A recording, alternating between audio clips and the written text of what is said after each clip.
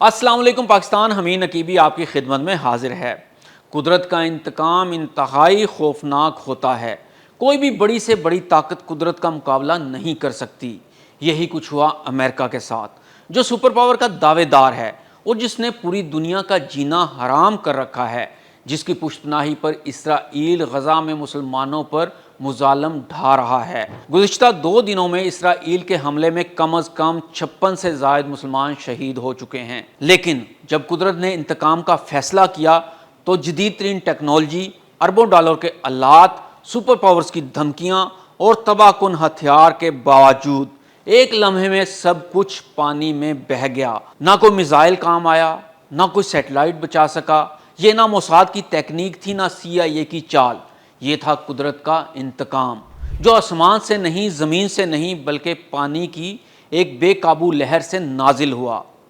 کہاں گئی وہ طاقتیں جو غزہ کے بچوں کی چیخیں نہ سن سکیں؟ کہاں گئیں وہ حکومتیں جو اسرائیل کے ظلم پر خاموش رہیں؟ کیا یہ محض اتفاق ہے یا انصاف کی پہلی قسط؟ امریکہ کے دل میں آیا ایک ایسا سیلاب جس نے دنیا کو ہلا کر رکھ دیا۔ ہزاروں گھر، سینکڑوں گاڑیاں، معصوم بچیاں اور اربوں کی معیشت، سب کچھ تباہ ہو گیا۔ قدرت نے وہ کر دکھایا جو دنیا کی کوئی فوج نہ کر سکی۔ ویڈیو کو آخر تک ضرور دیکھیے گا، کیونکہ ہم آپ کو بتائیں گے کون کون سے علاقے صفحہ ہستی سے مٹ گئے، کتنے لوگ اپنی جان سے گئے اور یہ سب کب اور کیسے ہوا۔ امریکہ کے وسطی ٹیکساس میں موجود علاقے، خاص طور پر دریا کے اطراف، گھمسان کی بارشوں اور سیلاب کی لپیٹ میں آ گئے۔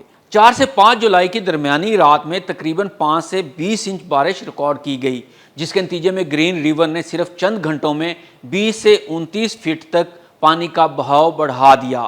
سیلاب نے کم وقت میں زبردست تباہی مچائی۔ تقریباً 10,000 گاڑیاں پانی میں بہہ گئیں یا نقصان پہنچا۔ ان میں سے زیادہ تر گاڑیوں کو پانی ایسے بہا کر لے گیا جیسے کہ پانی تنکوں کو بہا کر لے جاتا ہے۔ ایسے ہی لکڑی، کنکریٹ اور جدید ترین ٹیکنالوجی سے تیار کردہ گھر بھی نیچر کے سامنے نہ ٹھہر سکے اور ریت کا ڈھیر ثابت ہوئے۔ کل 12,000 گھروں کو شدید نقصان پہنچا۔ مالی نقصان تو اپنی جگہ ہے، تاحال 104 افراد کی ہلاکت کی اطلاعات مل چکی ہیں۔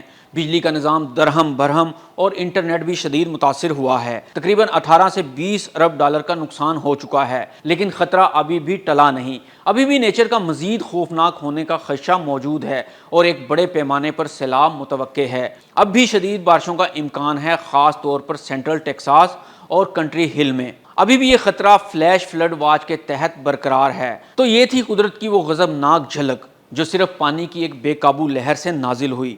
نہ ایٹمی ہتھیار بچا سکے، نہ سیٹلائٹ، نہ ڈرون، نہ سپر کمپیوٹرز۔ یہ سبق ہے ان کے لیے جو خود کو خدا سمجھتے ہیں۔ دنیا کا سب سے طاقتور ملک ایک لمحے میں بے بس ہو گیا، اور ہمیں یاد رکھنا چاہیے کہ جب مظلوم کی آہ آسمان چیرتی ہے تو زمین بھی چیخ اٹھتی ہے، اور پھر قدرت حساب چکاتی ہے، بے آواز لیکن بے رحم۔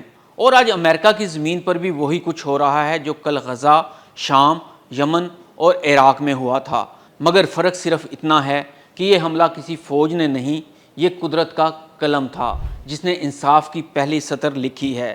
اگر آپ چاہتے ہیں کہ دنیا میں امن ہو، انصاف ہو، تو ان مظلوموں کی آواز بنیں۔ غزہ کے یتیم بچوں، فلسطینی ماؤں اور بے گناہ انسانوں کے لیے آواز اٹھائیں۔ حمید نقیبی کو اجازت دیں۔ اللہ حافظ۔